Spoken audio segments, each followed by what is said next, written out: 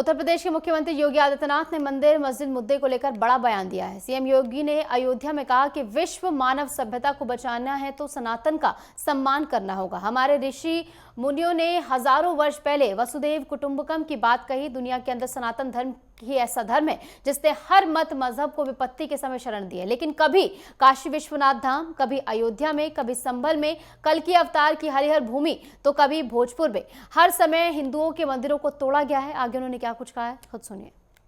असरफी भवन और इस पीठ के माध्यम से जो कार्यक्रम आयोजित किया गया है, ये पीठ स्वयं ही प्रभु की असीम कृपा की पीठ है। आज से नहीं, सैकड़ों वर्षों से अपने धार्मिक परंपरा के लिए जानी जाती है। श्री राम जन्मभूमि आंदोलन के दौरान पूरे श्रद्धा और समर्पण भाव के साथ इन धार्मिक पीठों ने इस पूरे आंदोलन को यज्ञ मान करके उसे सफलता की नई ऊंचाई तक पहुंचाने का काम किया था, और आज परिणाम हम सबके सामने है। याद करिए उन दो तिथियों को जब 5 अगस्त 2020 को प्रधानमंत्री मोदी जी के करकमलों से 500 वर्षों की दास्ता के कालखंड की उस कलंक को समाप्त करने के बाद अयोध्या में राम जन्मभूमि पर प्रभु राम के भव्य मंदिर के कार्यक्रम का शुभारंभ हुआ, और 22 जनवरी 2024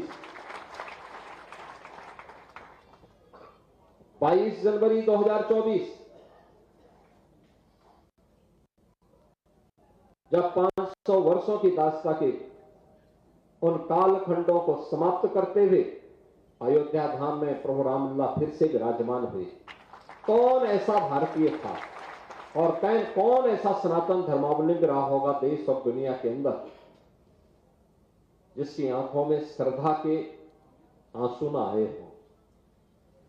श्रद्धा और सम्मान के साथ प्रभु के इसी चरणों में जिसने अपने आप को पूरा समर्पित न किया हो,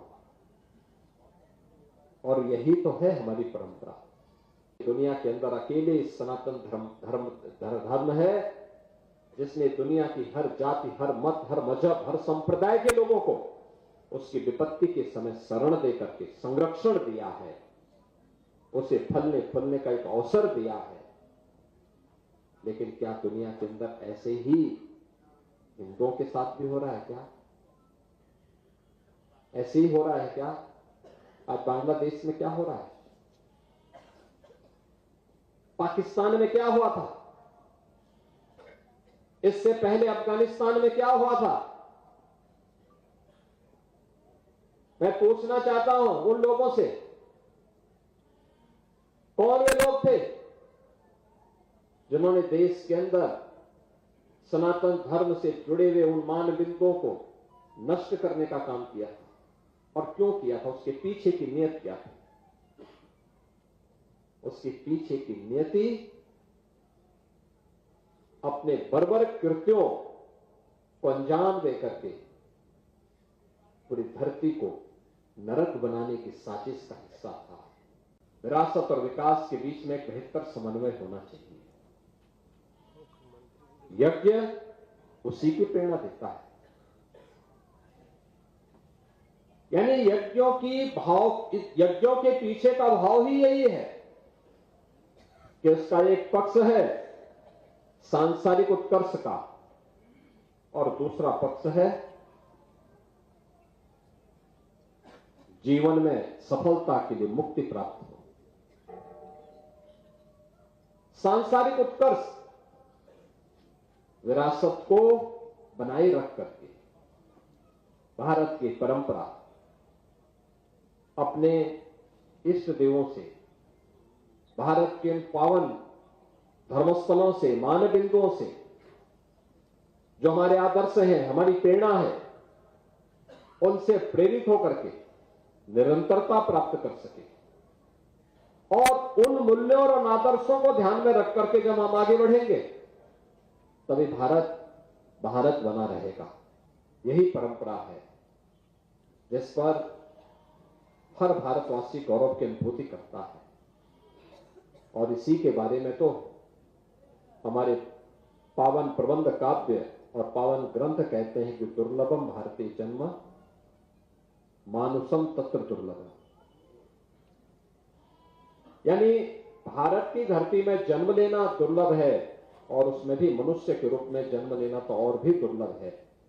और ये दुर्लभतम क्षण हम सबको प्राप्त हो रहा है और वह भी हम अपनी आंखों से देखे हैं। काशी में काशी विश्वनाथ धाम, अयोध्या में अयोध्या धाम फिर से त्रेता युग की स्मृतियों को हम सबके सामने जीवंत कर रहा है। आज अयोध्या में क्या नहीं है, रामलला का आगमन हो गया है। रामलला के आगमन के पूर्व अयोध्या के वैभव को, अयोध्या को वापस कराने के लिए कार्य करना पड़ा था। डबल इंजन की सरकार ने उस कार्य को संतों के मार्गदर्शन में आगे बढ़ाया। आज वो पूर्ण हो चुका है। ये लगातार निरंतरता प्राप्त करता रहे। याद रखना, विरासत को विस्मृत करके हम भौतिक विकास को स्थायी नहीं बनाए रख सकते।